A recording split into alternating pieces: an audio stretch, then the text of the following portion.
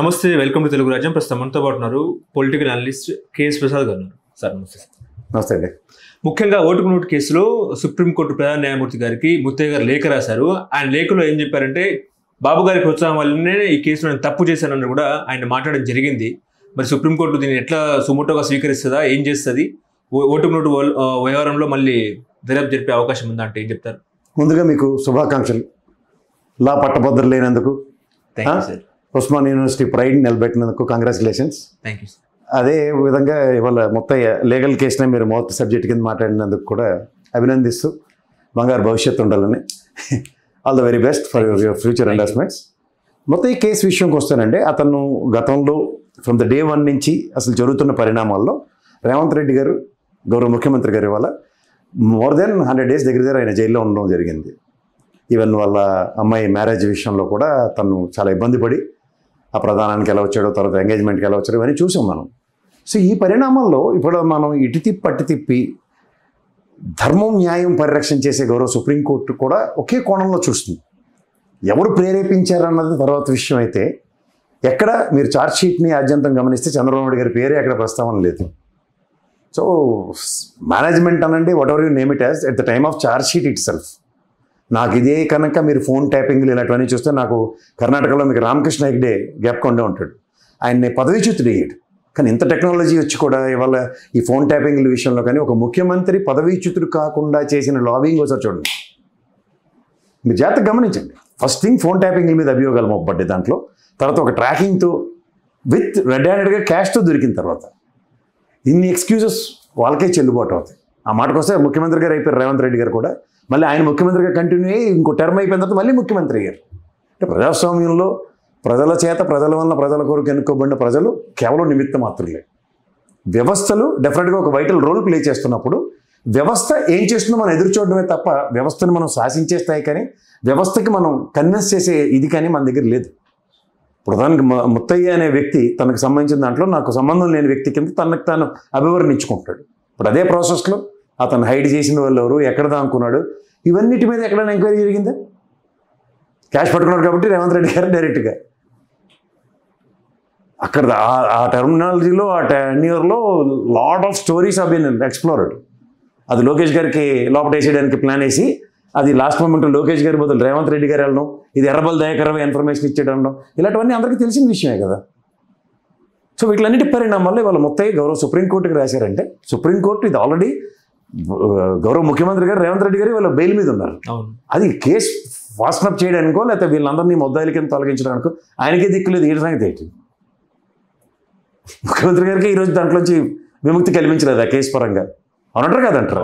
So పేర్లకి మాత్రం చెప్తుంటారు fast track రోడ్లు పెడతాం, ఈ క్రిమినల్ అఫెన్సెస్ ఉన్న, ఫైనాన్షియల్ అఫెన్సెస్ ఉన్న, ఈ పొలిటికల్ సినారీలో ఉన్న వాళ్ళందరినీ స్పాన్ ఆఫ్ నో టైం అని, ఇదంతా స్పాన్ ఆఫ్ నో టైం అని దూకుడు సినిమా డైలాగులతో సమాప్తం అవుతున్నాయి తప్ప ఎక్కడున్నాయి ఫాస్ట్ ట్రాక్ కోర్టులు? అంత న్యాయపరమైన సిబ్బంది ఎక్కడున్నారు? సో ఇవన్నిటి పూర్వపరాలను ఆలోచించి దీంట్లోంచి అవగతం ఉందే, అవగతం కానిదా అన్నట్టు చూసుకుంటే, నందు గారు మీకు మళ్ళీ చెప్తున్నాను, ముత్తయ్య అన్నవాడు ఏంటంటే ప్రతి ఒక్కడు over a period of time తన యొక్క ప్రస్థానాన్ని లేదంటే తన యొక్క ఉనికిని కాపాడుకోవడానికి ఎవరి ప్రయత్నం వాడు చేస్తూనే ఉంటాడు. ఇవాళ అత్యున్నత న్యాయస్థానం దాకా తనను అప్రోచ్ అవ్వగలుగుతున్నాడు అంటే లా అందరికీ ఇవాళ యాక్సెసిబుల్ ఉన్నట్టే లెక్క.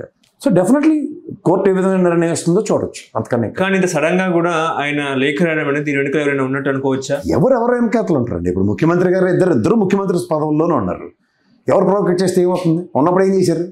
దానికి మళ్ళీ మనం కేసీఆర్ ప్రొవోక్ చేసాడు అనుకుంది. ఎగ్జాంపుల్ ఉన్నప్పుడు ఏంటి చేసాడు ఆయన? చేయలేదు. మరి ఎందుకు మూసుకొని కూర్చోమనండి ఎవరి మాట కానీ. ప్రతి ఒడు మాట్లాడినోడే తెలియదు. దీంట్లో ఎవరిని ప్రొవోక్ చేయరండి.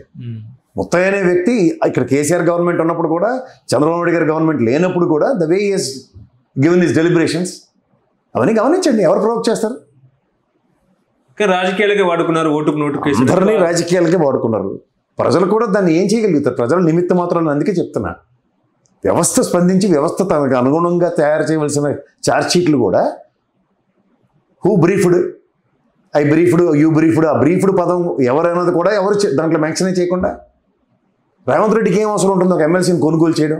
ఇండివిజువల్ కెపాసిటీతో మాట్లాడదాం. ఆ రోజు ఆయన ఎమ్మెల్యేగా గెలిచిన వ్యక్తే కదా. అవును.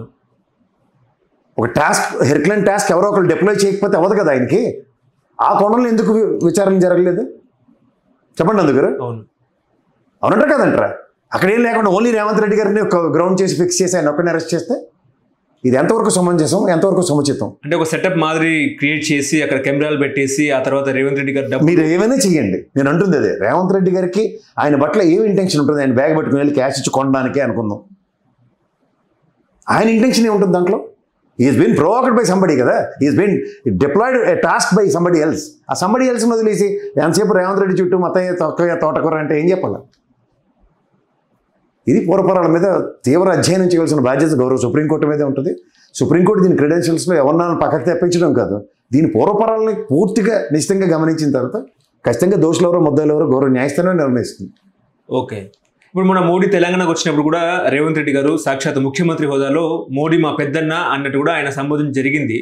అటు కేటీఆర్ ఏమో ఈ కేసు వల్లనే ఆయన మోడీని పెద్దన్న అని చెప్పి సంబోధించారని చెప్పేసి కేటీఆర్ మాట్లాడారు. ఇప్పుడు ఒక మనిషి, ఇప్పుడు మన తెలంగాణ సాంప్రదాయంలో పెద్దవాళ్ళని ఎలా గౌరవిస్తామో మనకు తెలుసు కదా సార్. అది తప్పంటే ఎట్లా?